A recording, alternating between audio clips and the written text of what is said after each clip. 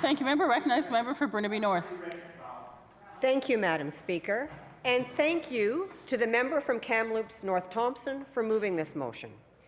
People living in my constituency of Burnaby North have been listening to the escalating threats out of Alberta and Ottawa with mounting alarm.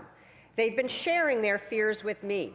They've even been stopping me on the street to talk about it. As their MLA, I want to give voice to their side of this so-called trade impasse. Because as this debate has been unfolding this morning, it's clear that when the members opposite talk about engagement, what they really mean is capitulation. So what does this impasse mean to the people of Burnaby North?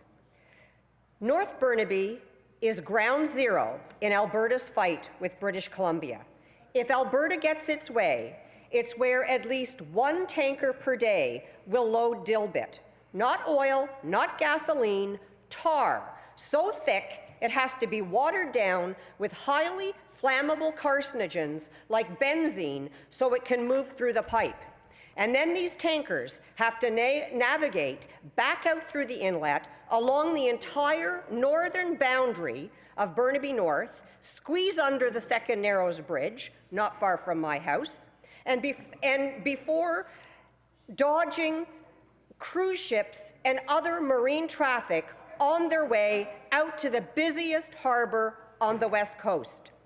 Burnaby is the most populated section on the entire 1,000-kilometre pipeline route, and when an accident happens here, it will be deadly. Kinder Morgan stores diluted bitumen in tanks on the side of Burnaby Mountain. If Alberta and Ottawa get their way, the company will be allowed to crowd in twice as many tanks. And according to the Burnaby Fire Department, the chances of a catastrophic fire jumping from tank to tank would increase dramatically. I myself attended a meeting where the deputy chief outlined his concerns.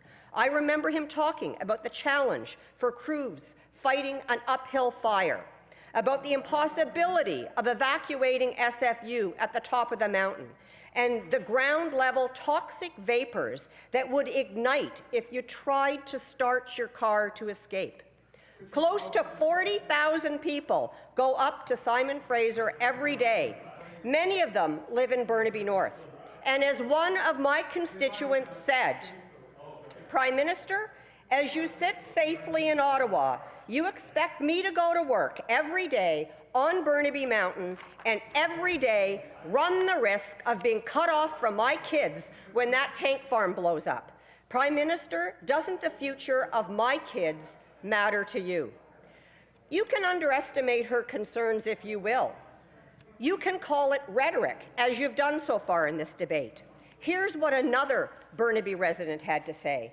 We bought our house in 2005. We were uneasy that it was so close to the West Ridge Terminal.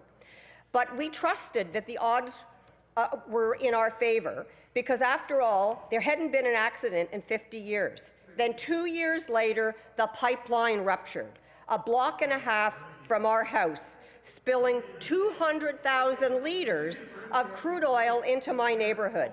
I was pregnant at the time, and we still don't know how my direct contact with the oil and fumes will affect my son's health in the long term. That spill may not have been Trans Mountain's fault directly, but so many things can go wrong in such a densely populated area. Now, we don't know what the long-term effects are on her child because Members, the member from Burnaby has the floor. Thank you. Thank you, Mr. Speaker.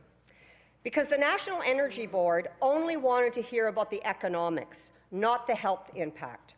So, Mr. Speaker, addressing the economics, let me quote someone who works at the refinery in Burnaby. It's the last remaining refinery on the Burrard Inlet. It produces 40% of the gasoline to the Lower Mainland, 50% of the jet fuel to YVR, and the diesel that powers our ferries. Our facility doesn't process diluted bitumen. The purpose of the pipeline expansion project is to export dilbit to be refined offshore and sold back to British Columbians our refinery will likely close with the loss of 450 good local jobs. Now, Mr. Speaker, I haven't talked about climate change yet, but people in my community are talking about climate change. They want to reach a reasonable transition accommodation with Alberta, but one that protects the lives of people in Burnaby North. Thank you.